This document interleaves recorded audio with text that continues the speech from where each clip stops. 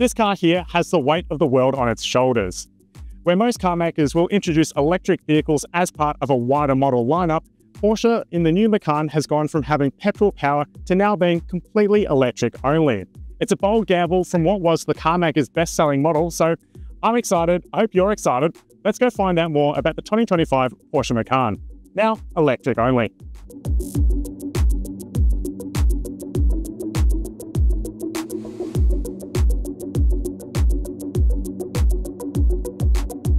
Let's first begin with the way this car looks, because the 2025 Porsche Macan has undergone some significant changes in the styling department.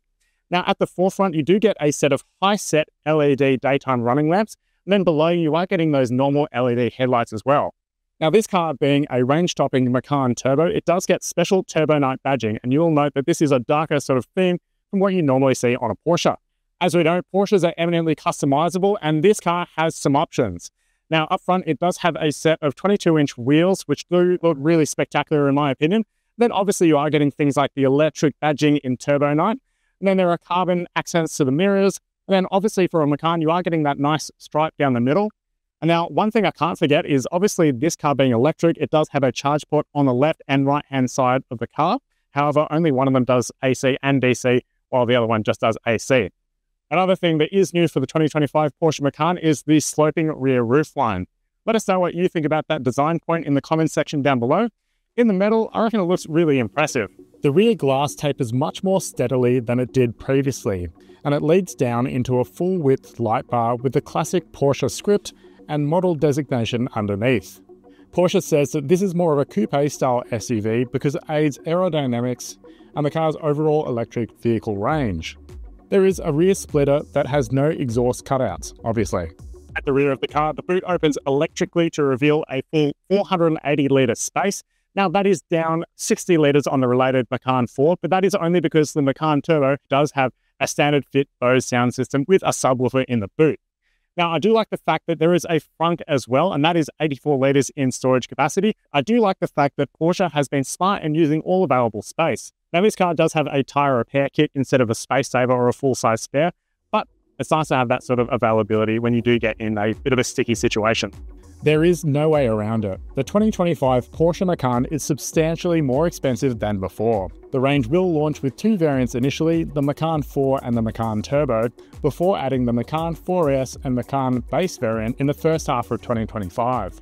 But to explain the range, the new lineup goes from $128,400 plus on-road costs for the entry-level Macan rear-wheel drive to $184,400 for the Macan Turbo flagship.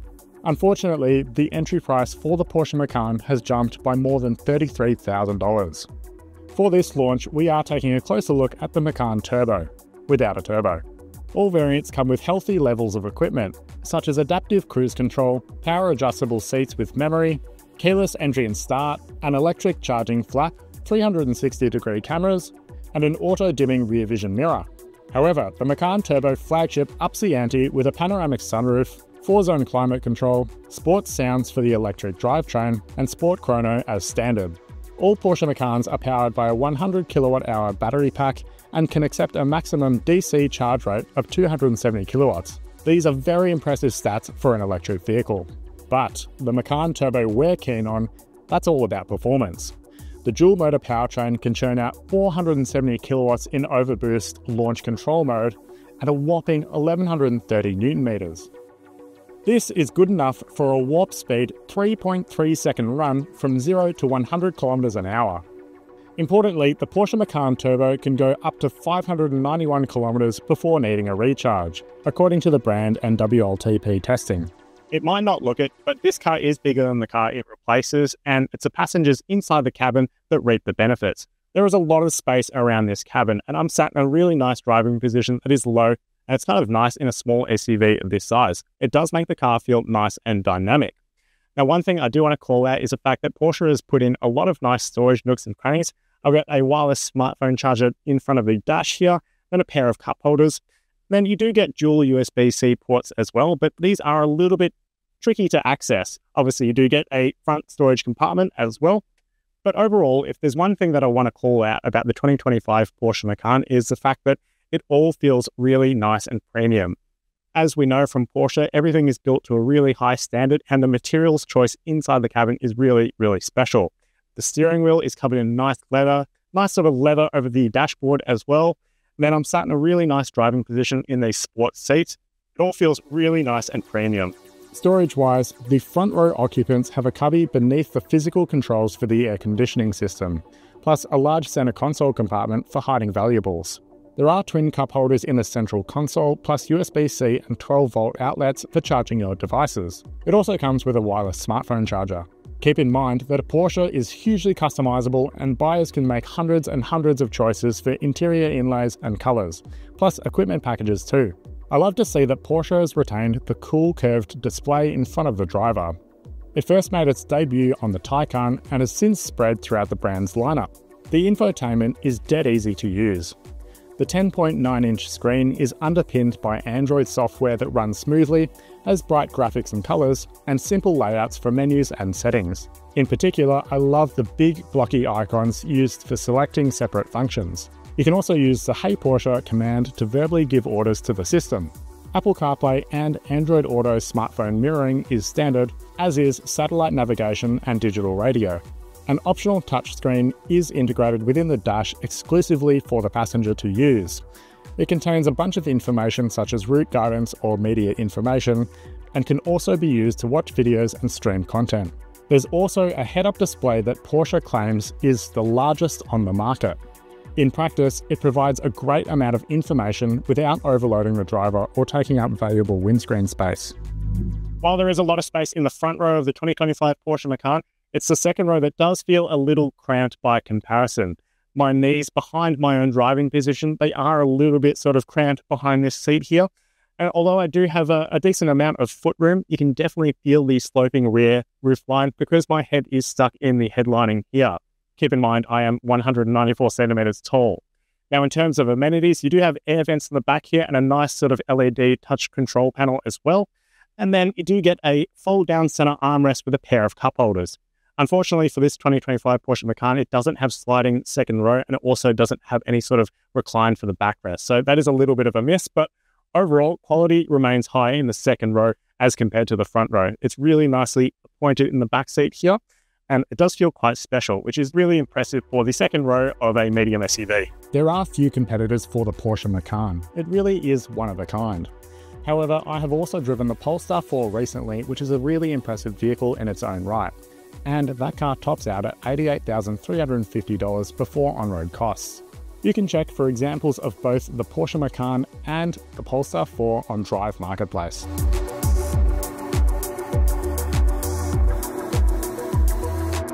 There are no two ways about it. This Porsche Macan Turbo, in its electric generation, it is an incredibly fast car. Now, up to 470 kilowatts in overboost mode, and that is when you are using the launch control, and that pairs with 1130 newton meters of torque. The resulting experience is absolutely mind-boggling. Whenever you lean on the throttle, you really do have to be careful with sort of what inputs you are making for the car, because any sort of light breath on the throttle results in absolutely wild acceleration, and you are well over the speed limit in no time at all. So if you do want to go fast, this is the car to do it in because it is absolutely rapid. I like how Porsche has made it very simple to get this car ready to go fast. So like you get with all other Porsche models, you do have the drive mode selected down here on the steering wheel, and that cycles between normal, off-road, Sport and Sport Plus. For the time being, we'll leave it in Sport, and that sort of does just firm up your dampers a little bit so that you aren't getting as much body roll as you roll through the corners, and this car doesn't float about nearly as much as it would if you're in normal mode. Now, I do like the fact that you can sort of configure this car to your heart's content as well. There are individual modes in the car where you can sort of predetermine what sort of things you like. You can have a bit of a firmer steering feel or a bit of a lazy throttle response, but at the moment we've got it in Sport, and this car really does feel sharp.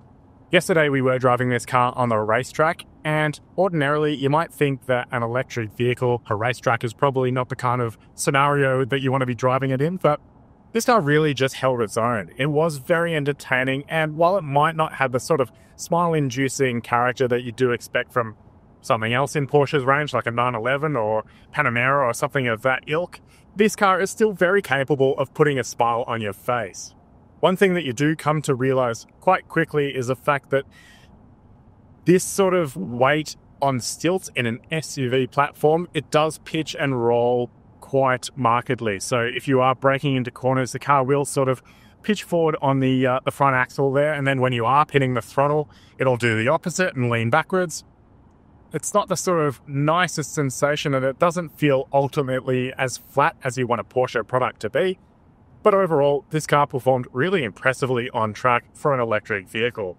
And we've had about 8 or so Porsches on this launch, all Macans of Macan 4 or Macan Turbo specification, and we've really had no problems with any of them. They've all performed back-to-back really impressively. I just love that Porsche's seats really do hold you in nice and tight, and you do get a really smart driving position. I've got a great sort of view of the road ahead and behind me as well.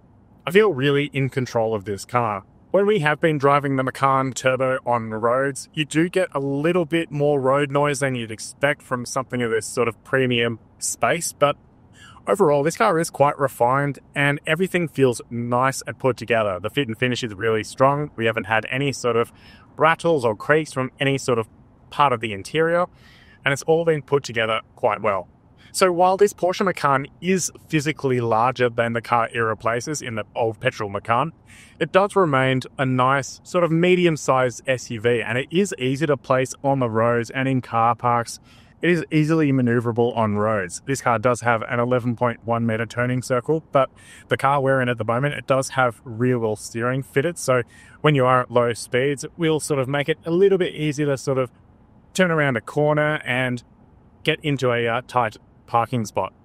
Steering feel in this Porsche Macan is really impressive. I can't seem to fault any Porsche product in that department. This has a really great deal, and you can really hook into a corner and have a confidence that the car's really not going to get upset as you go through mid-corner bumps. And it's just really confidence inspiring. You feel like you want to drive this car faster and faster. And before you know it, you are going really, really fast.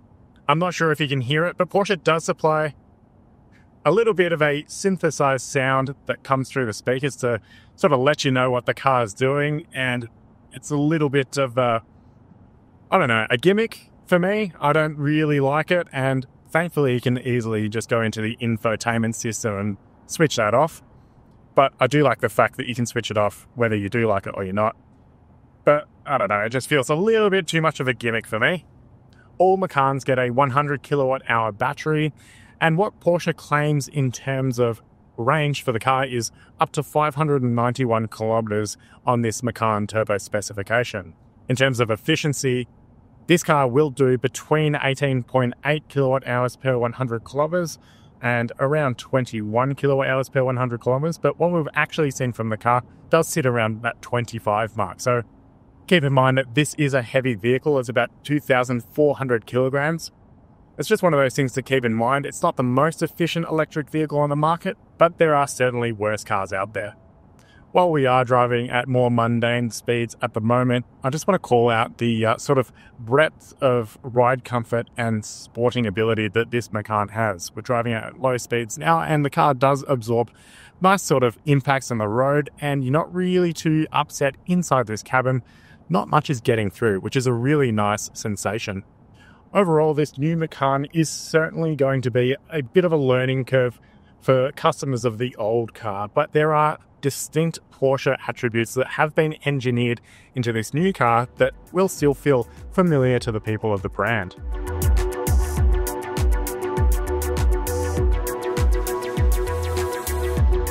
I said at the outset that this Porsche Macan does have the weight of the world on its shoulders. To reimagine this car as an electric vehicle is wild, but it's something that I think Porsche has actually pulled off. It remains impressively sharp dynamically. This is really fast for an electric vehicle and a Porsche. And then you have the electric aspect of it as well. It performs really impressively as an electric vehicle. And then, of course, you do have a really fancy interior. Now, it is expensive, and some people will be put off by the fact that this is an all-electric car. However, if you really do like your Porsche driving experiences and you are willing to take that electric step, the 2025 Porsche Macan is a really impressive car. Now, if you've liked this video or you've learned something interesting about the 2025 Porsche Macan, be sure to give us a like on YouTube and stay subscribed to get more content like this. As well, you can read the full review on Drive.com.au.